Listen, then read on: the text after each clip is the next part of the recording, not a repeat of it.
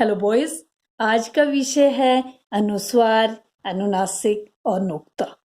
अनुस्वार का चिन्ह है बिंदु, अनुनासिक का चिन्ह है चंद्र बिंदु और नुक्ता का चिन्ह है बिंदु जो वर्ण के नीचे लगाया जाता है।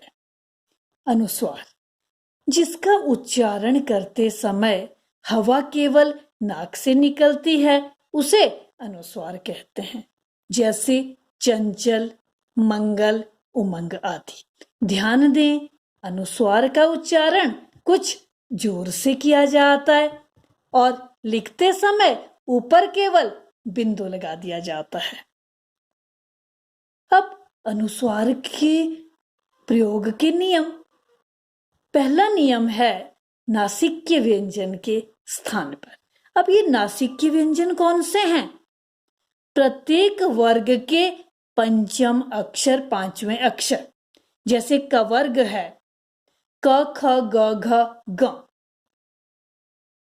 क्या नियम है कि पंचम वर्ण का बिंदु के रूप में प्रयोग कर देते हैं। जो वर्णमाला के हर वर्ग के पंचम अक्षर हैं उनको किस में बदल देते हैं? बिंदी में बदल देते हैं। और एक बात और ध्यान रखेंगे कि स्वर रहित, हलंत लगा है गांव में, स्वर रहित पंचम अक्षर जब अपने वर्ग के, घ है इसी वर्ग का है, किसी व्यंजन के पहले आता है तब उसे बिंदु के रूप में लिखा जाता है। अब च वर्ग देख लें, च छ ज झ य कंचन शब्द है। अब देखिए च इसी वर्ग का है तो इसको हमने किस में बदल दिया? बिंदु में। ट वर्ग का ण है पंचम वर्ण, पंडित ड इसी वर्ग का है तो हमने यहां लिख लिया पंडित। इसी तरह से त वर्ग का पंचम वर्ण न है और हिंदी शब्द में द इसी वर्ग का है तो ये किस में बदल गया? बिंदी में। प वर्ग का पंचम वर्ण म है और कंपन शब्द में प भी इसी वर्ग का है तो क्या हो गया? बिंदु में बदल दिया। अब दूसरा नियम है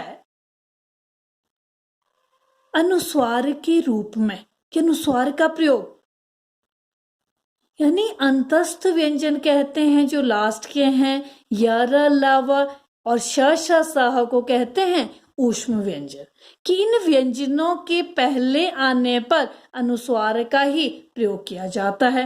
कैसे देखें कि इन वर्णों के पहले आने पर य संयुक्त शब्द में, ये देखिए संयुक्त, य से पहले क्या प्रयोग किया गया है? अनुस्वार का। र से पहले क्या प्रयोग किया गया है? अनुस्वार का। ल से पहले क्या प्रयोग किया? अनुस्वार का। और व से पहले अनुस्वार का। ध्यान दें कि य र ल व श श स ह इन व्यंजनों से पहले किसका प्रयोग होगा? अनुस्वार का ही। संशोधन शब्द है श, श से पहले अनुस्वार आएगा। नहीं सोचना है कि इसमें अनुनासिक तो नहीं आएगा, नहीं, नियम को ध्यान रखना है। संसार शब्द है स से पहले डॉट आया, बिंदु आया। और ऐसे ही संहारक शब्द में ह से पहले बिंदु लगाया गया। अब तीसरा नियम है दो पंचम वर्णों के एक साथ आने पर अनुस्वार का प्रयोग नहीं किया जाता। ध्यान रखोगे, नहीं किया जाता। दो पंचम वर्ण, ये है पंचम वर्ण, दो के साथ आने पर। अब देखिए कैसे। सम्मानित शब्द है म, आधा है और फिर से मां है, सम्मानित, तो यहां पर डॉट नहीं लगेगा, बिंदु नहीं लगाया जाएगा क्योंकि नियम को ध्यान में रखा जाएगा। वैसे ही उन्नति शब्द है, आधा न है फिर पूरा न है, यानी जब दो पंचम वर्ण साथ आ जाएंगे तो हम बिंदु का प्रयोग नहीं करेंगे, अनुस्वार का प्रयोग नहीं करेंगे। इसी तरह से मन्नत शब्द है। अब चौथा नियम है अनुनासिक के स्थान पर बिंदु का प्रयोग यानी अनुस्वार का प्रयोग ध्यान दें बॉयज, जहां ई, ए, आई, ओ, औ की मात्राएं आती है, वहां स्थान की कमी के कारण चंद्र बिंदु की जगह बिंदु लगाया जाता है। आपको लगता होगा कि हिंदू शब्द है, ये तो क्या है, बिंदु। लेकिन यहाँ क्या होना था, ये अनुनासिक है एक्चुअल में, लेकिन यहाँ पर स्थान की कमी के कारण क्या लगाया जाता है, अनुस्वार का प्रयोग किया जाता है, बिंदु का प्रयोग किया जाता है। यानी सभी मात्राएं, ध्यान दोगे कि इनकी जगह पर, वैसे इसमें क्या होना चाहिए, अनुनासिक, पर यहाँ पर स्थान की कमी के कारण यहाँ क्या लगा दिया जाता है, अनुस्वार ही लगा दिया जाता है। वो में शब्द है, मैं होता है, या चौंक शब्द है, गोंद शब्द है, सभी में क्या कर दिया गया है, अनुनासिक के स्थान पर बिंदु का ही प्रयोग कर दिया जाता है। अब बात करें अनुनासिक की, कि अनुनासिक किसे कहते हैं और अनुनासिक की के नियम कौन से हैं। अनुनासिक, जिसका उच्चारण करते समय हवा नाक और मुंह दोनों से निकलती है, उसे अनुनासिक कहते हैं। अनुस्वार में हवा सिर्फ नाक से निकलती है, लेकिन अनुनासिक में नाक और मुंह दोनों से निकलती है। अब जैसे आंख, हंसना, मिठाइयां आदि। ध्यान दे बॉयज, जब भी बहुवचन में लिखा जाता है तो छोटी ई की मात्रा लग जाती है, जैसे मैंने मिठाइयां शब्द लिखा है। अब अनुनासिक के प्रयोग के नियम कौन कौन से हैं? तो पहला नियम है उच्चारण के संदर्भ में,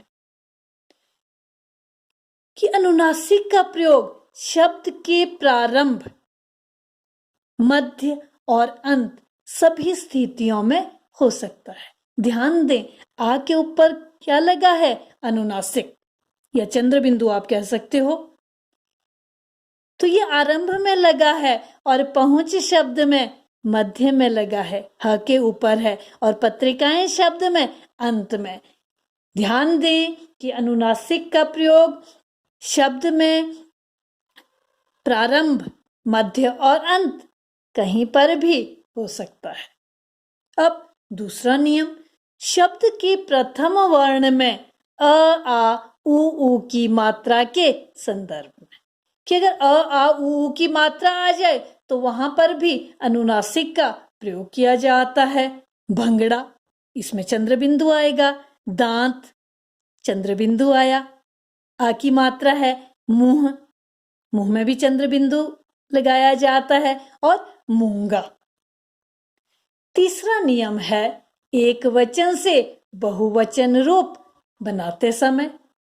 अब मछली, मछलियां, ये अंत में आप देख रहे होंगे या शब्द पर चंद्र बिंदु लगा है। कली, कलियां, वही बात कि बहुवचन बनाते हुए छोटी ई की मात्रा हो जाती है, तो कलियां।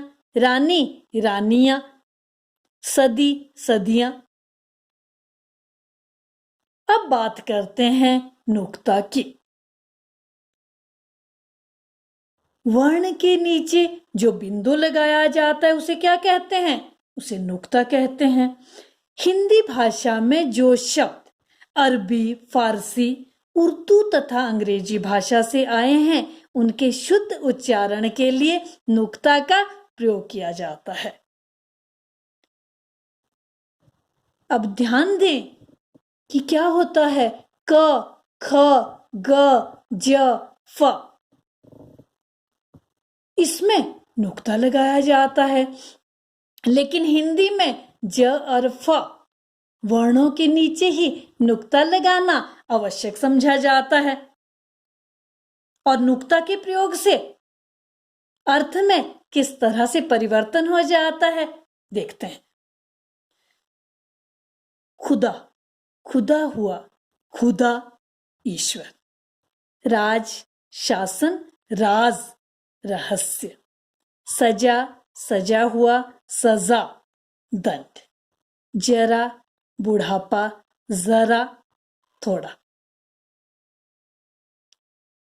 उम्मीद करती हूं कि आपको अनुस्वार, अनुनासिक और नुक्ता समझ आ गए होंगे। अपनी वाणी को विराम देती हूं। स्वस्थ रहें, सुरक्षित रहें। Thank you boys.